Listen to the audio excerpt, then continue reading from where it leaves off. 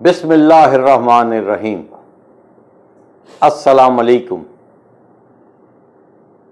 کیا حال ہے آپ لوگوں کا؟ ایک دفعہ پھر میرے سبسکرائبر کے نام ایک ہمارے سبسکرائبر نے کچھ دن پہلے یہ پوائنٹ ریز کیا تھا کہ سر آڈیٹرز اور ایس سی پی کیا کر رہے تھے، آڈیٹرز کو ابھی تک کیوں نہیں کٹہرے میں لایا گیا۔ تو بہرحال میں نے کافی انویسٹیگیٹو جرنلزم کی، مطلب کہ اپنی تفتیشی صحافت کی، لوگوں سے پوچھا، کیونکہ کبھی بھی میرے چینل سے یک طرفہ کارروائی نہیں ہوگی۔ تو ہر آدمی کو اپنی صفائی پیش کرنے کا جواز ہونا چاہیے اور دونوں طرف کی بات سننی چاہیے، اور آخر میں پھر دیکھیے کہ کون مورد الزام ہے۔ تو سب سے پہلے میں آپ کو رول آف آڈیٹر ڈیفائن کرتا ہوں کہ جو آڈیٹر ہے وہ مینجمنٹ کو یہی نہیں بتا سکتا کہ کمپنی کو کس طرح رن کرنی ہے۔ آڈیٹر کمپنی کو ایڈوائس نہیں دے سکتا کہ کمپنی جب پروفٹ میں ہو لاس میں تو کیا کرے، اور آڈیٹر ڈائریکشن نہیں دے سکتا day to day running of the company, H R میں، مینجمنٹ میں یا اور چیز میں۔ تو آڈیٹر کیا کرتا ہے؟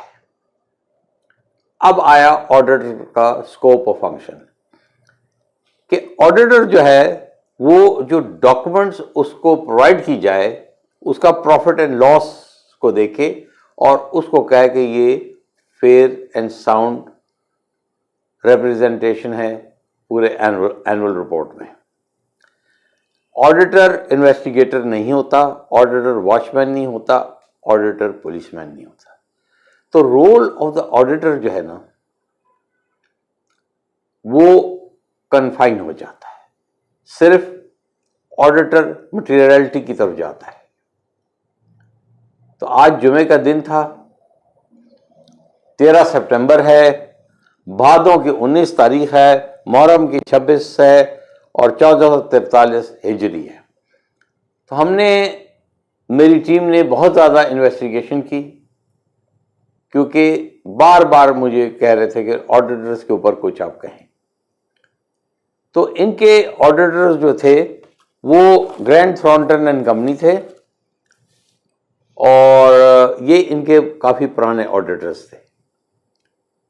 تو یہ ہم آپ کو آڈیٹرز کے رپورٹ کے بارے میں یا آڈیٹرز کی کارروائی کے بارے میں تھوڑی دیر میں بتاتے ہیں۔ میری آج کی ویڈیو کافی لمبی ہے، تو پلیز آپ سے گزارش ہے کہ تحمل سے، تسلی سے، صبر سے اس کو آخر تک دیکھیں۔ ایک دفعہ پھر گزارش ہے نئے آنے والوں کے لیے کہ ہمارے چینل کا بیل آئیکن سبسکرائب کریں اور لائک کریں، اور انشاءاللہ ہم آپ کے ساتھ رابطے میں رہیں گے۔ تو یہ تو ہو گئی آڈیٹرز کے بارے میں، آڈیٹرز کیا کرتے ہیں۔ اب تھوڑا سا ہیس کال کے بیک گراؤنڈ کے بارے میں بات کرنا چاہتا ہوں۔ دیکھیے 15 سال پہلے یہ ہیس کال نہیں تھی، یہ ہیس کام تھی، اور یہ ایک سٹوریج کمپنی تھی جو کہ آئل سٹوریج سپلائی وپلائی کر کے لوگوں کو پہنچایا کرتے، اور کمپنی بڑی اچھی طرح چل رہی تھی۔ لیٹر آن کمپنی جو 2014 میں اسٹاک ایکسچینج میں یا 2015 میں اسٹاک ایکسچینج میں لسٹ ہوئی، اور اس کا نام جو تھا نا ہیس کال کو چینج ہو گیا، اور اس میں جو فورن کمپوننٹ آ گیا، مطلب وائٹ آل جو ہے اس کا 55% شیئر ہے۔ اب کمپنی کی کارکردگی کے بارے میں بتاؤں میں آپ کو کہ 2019 تک کمپنی پروفٹ میں تھی۔ 2019 کے بعد کیا ہوا؟ 2019 کے بعد پرآشوب اور ٹربولنٹ پیریڈ کمپنی کا شروع ہوا.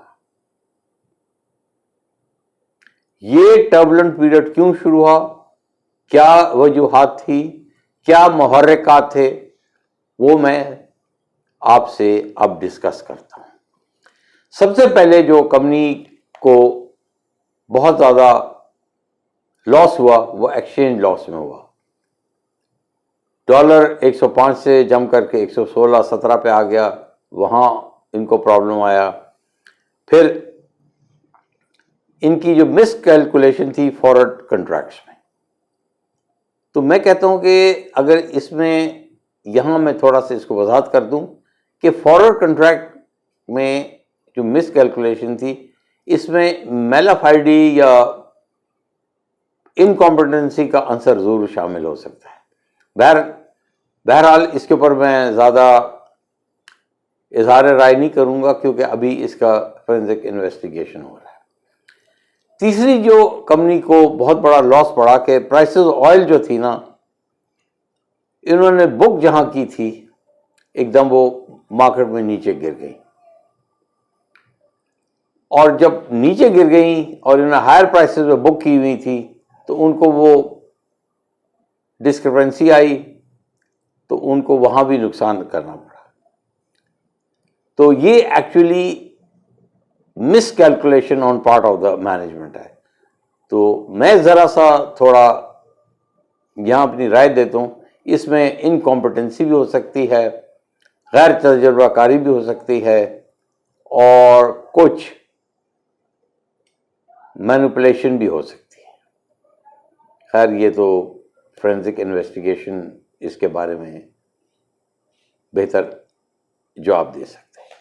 تو یہ ہو گیا بیک گراؤنڈ. اور کمپنی پروفٹ میں تھی، کیسے لاس میں چلے گی، کیوں لاس میں گئی، یہ میں نے بتا دیا آپ کو. اب میں آ رہا ہوں اس میں اور کیا وجوہات تھی کہ کمپنی لاس میں چلی. ایک ان کا ڈیٹر تھا جس کو یہ آئل دیتے تھے، اس کی بڑی ویک فائنینشیل پوزیشن تھی. اب باوجود اس کے کہ وہ ری پیمنٹس میں ڈیفالٹ کر رہا تھا، کمپنی اس کو دیتی گئی، اور یہ ایک وقت آیا کہ کافی زیادہ جو ہے نا کمپنی کا ریسیویبل بڑھ گیا، اور یہ چھوٹا لاس بڑے لاس میں کنورٹ ہوتا گیا.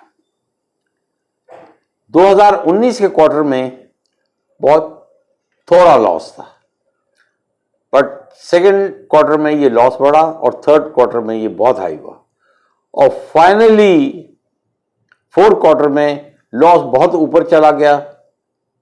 اور آڈیٹرز نے، جو کہ ان کے Grant Thornton Anjum Rahman charter accountant سے، انہوں نے گوئنگ کنسرن کا ایشو ریز کیا. جب انہوں نے گوئنگ کنسرن کا ایشو ریز کیا تو company responded with a plan to overcome the crisis. The company went into negotiations with a consortium of banks جن سے انہوں نے لون لیا. اب یہ کون سے بینکس ہیں اس پہ میں نہیں جاؤں گا کیونکہ میں پہلے اس کو ڈسکس کر چکا. اور اس لون کو بیک گارنٹی کے لیے انہوں نے رائٹ شیئر ایشو کیے تاکہ ہم اس لون کے جو پیمنٹس ہے اس کو کور کریں. تو یہاں تک تو کہہ سکتے ہیں کہ ایک کمپنی نے اسٹیپ لیا میٹیگیٹ کرنے کو، مگر ہر چیز جو ہے ان کی بیک فائر ہو گئی. لیٹر آن کیونکہ وائٹال کمپنی تھی، ایک اور کو auditors Ernst and Young appoint ہوئے 2020 میں ہی، مگر انہوں نے کچھ دنوں تک کام کیا. مگر جب انہوں نے دیکھا کہ کمپنی کی طرف سے مس ریپریزنٹیشن ہے تو انہوں نے بھی جلدی ریزائن کر دیا. کیونکہ آپ کو پتہ ہے کہ فورن کمپنی اپنی ریپوٹیشن کا زیادہ خیال کرتی ہے بنسبت کی پیمنٹس کا.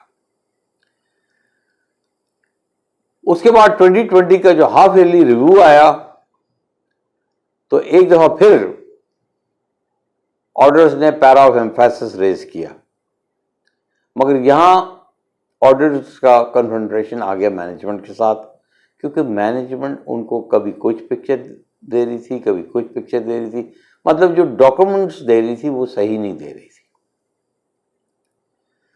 تو انہوں نے کہا کہ وی کی not give classification whether these reports are fair اور انفیئر، بیکاز ہمیں صحیح ڈاکومنٹس پرووائڈ نہیں کیا جا رہا.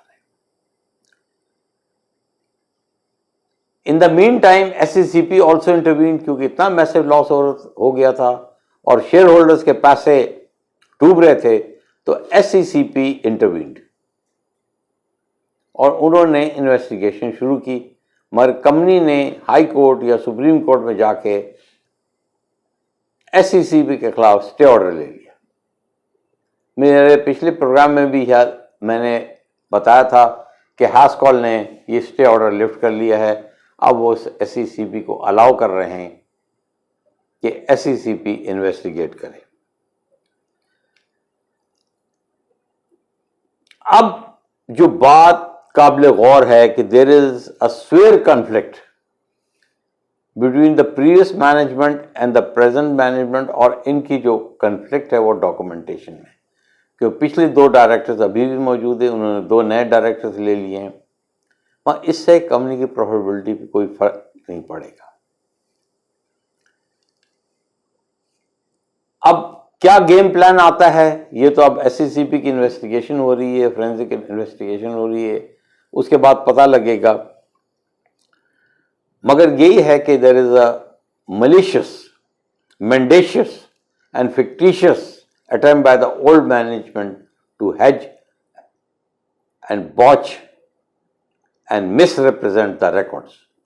نیو مینجمنٹ ابھی کچھ نہیں کر سکے گی کیونکہ اس پر اولڈ ریکارڈز اویلیبل ہی نہیں ہیں. تو ہاف ایئرلی رپورٹ کے بعد اولڈ مینجمنٹ جو ہے انہوں نے ریکارڈز ان کو نہیں دیے.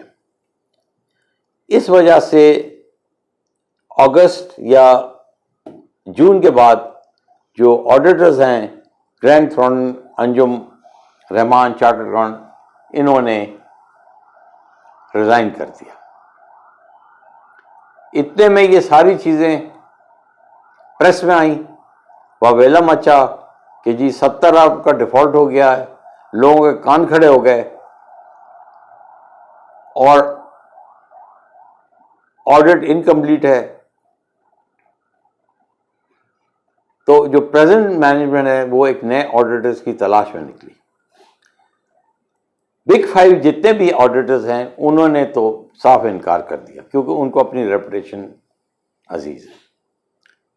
اور بگ 5 میں جو انٹرنیشنل کولابریشن ہے اس کی وجہ سے ہاؤس کال کی مینجمنٹ چاہ یہی رہی تھی کہ ہمیں ایسی فرم آڈٹ کرے جس کا انٹرنیشنل ریپرزنٹیشن ہے.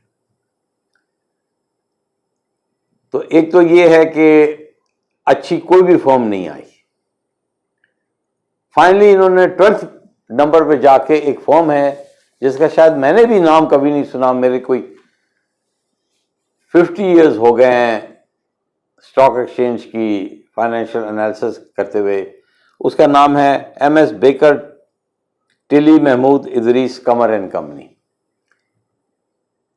کیونکہ ان کے پاس فارن کولیبریشن تھی اس واسطے ان کو کمپنی نے اپوائنٹ. اب ہم نے یہاں سے کہاں جانا ہے؟ بار بار مجھے میرے سبسکرائبر پوچھتے ہیں سر کہ اب ہم کیا کریں. بہرحال میرے سبسکرائبر کو میں بہت دفعہ جواب دے چکا ہوں، hold hold and hold.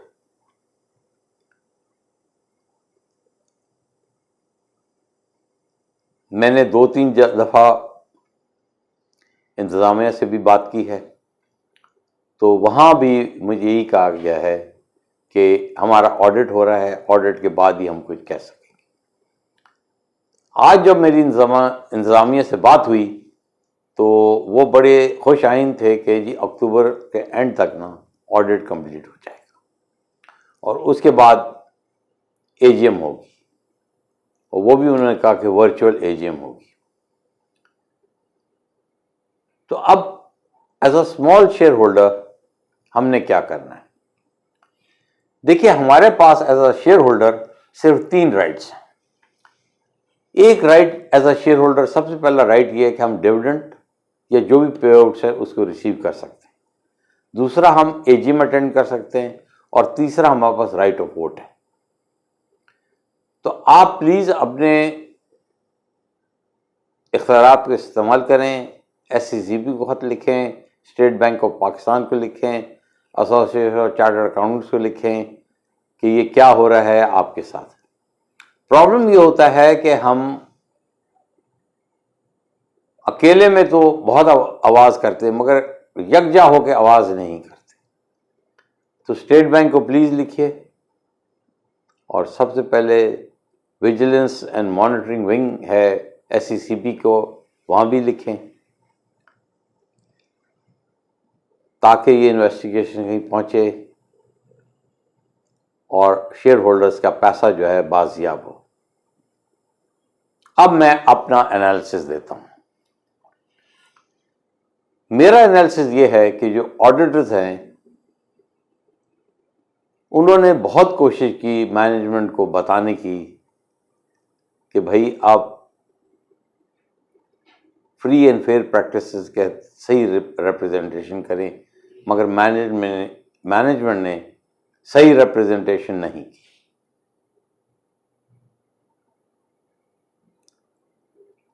Auditors نے اپنی ڈیوٹی ایک طرح سے پوری کی، مگر یہاں مجھے تھوڑا سا اختلاف ہے کہ آڈیٹرز کو جب 2019 میں ہی پوزیشن خراب ہو رہی تھی تو آڈیٹرز اس وقت ریزائن کرتے۔ آڈیٹرز نے جا کے 2020 میں ریزائن کیا، جبکہ نوشتہ دیوار ان کو نظر آئی۔ تو یہاں میرا آڈیٹر سے ایک یہی ہے کہ انہوں نے پہلے ریزائن کیوں نہیں کیا۔ وے فارورڈ ہے، پلیز اپنے شیئرز جو بھی ہیں ہیس کال کے آپ ہولڈ کریں، مزید نہ خریدیں۔ ابھی رینج باؤنڈ ایکٹیویٹی ہے شیئر کی، 7 اور 8 کے درمیان ہوتا ہے، 7.25 7.76 میں یہ زیادہ تر ایکٹیویٹی دکھا رہا ہے، تو مزید شیئر خریدنے کی ضرورت نہیں۔ تو یہ میری تھی ایک انویسٹیگیٹو جرنلزم، تفتیشی سمجھ لیں کہ اخبار نویسی، کیونکہ میں نے کبھی بھی یک طرفہ کارروائی نہیں کی۔ اور آپ لوگوں سے بھی آلسو گزارش ہے کہ اپنے کمنٹس آرا سے ہمیں ضرور بتائیے آپ کو ہماری یہ ویڈیو کیسی لگی، اور ہم نے اپنے سبسکرائبر کا خیال کرتے ہوئے یہ انویسٹیگیٹو جرنلزم کی۔ انشاءاللہ بہت جلد ایک اور معلوماتی ویڈیو کے ساتھ حاضر ہوں گے۔ اپنا بہت خیال رکھیے۔ والصلاۃ والسلام علی خاتم النبیین۔